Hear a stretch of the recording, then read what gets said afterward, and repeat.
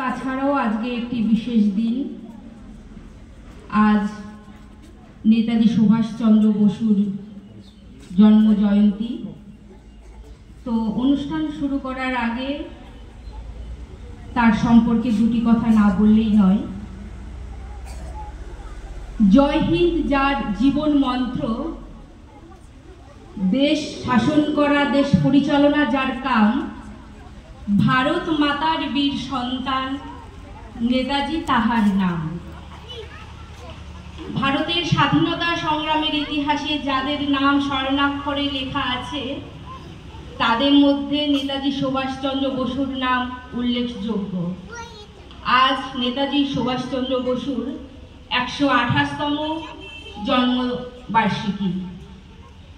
বর্তমান উড়িষ্যার কটক জেলার নেতাজি জন্মগ্রহণ করেন 1897 সালে।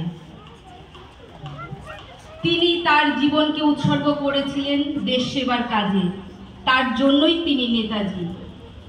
তিনি স্বাধীনতা সংগ্রামের জন্য ব্রিটিশদের বিরুদ্ধে একাই লড়াই করে গিয়েছিলেন। লড়াই ছিল তার জীবনের একমাত্র মূল মন্ত্র। তিনি পরাধীনতার শিকল থেকে ভারতবর্ষকে রক্ষা করার জন্য বলেছিলেন,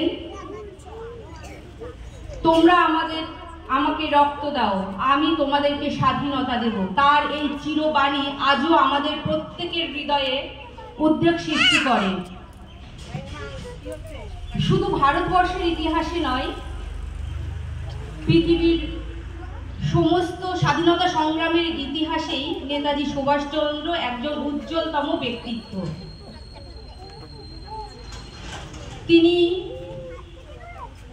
তার সবটুকু দিয়েই দেশের জন্য লড়াই করে গিয়েছিলেন। তাই শুধু বাঙালি নয়, ভারতবর্ষের গর্ব তিনি আমাদের আদর্শ, তিনি আমাদের অনুপ্রেরণা। যাই হোক, বেশি কিছু বলবো না।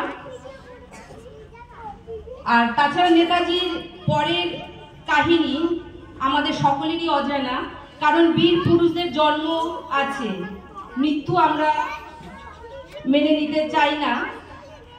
আসলে 1945 সালে বিমান যাবার পথে ইংরেজদের চোখে ধুলো দিয়ে ছদ্মবেশে যখন তিনি যাচ্ছিলেন তখন বিমান দুর্ঘটনা হয়, যা আজও ভারতবাসীর কাছে একটা রহস্য।